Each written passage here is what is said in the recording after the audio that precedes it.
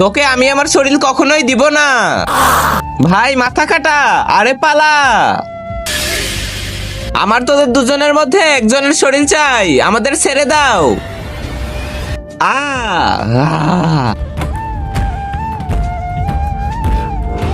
এই চুল জ্বালিয়ে দাও, তাহলে এই মাথা কাটা শেষ হয়ে যাবে।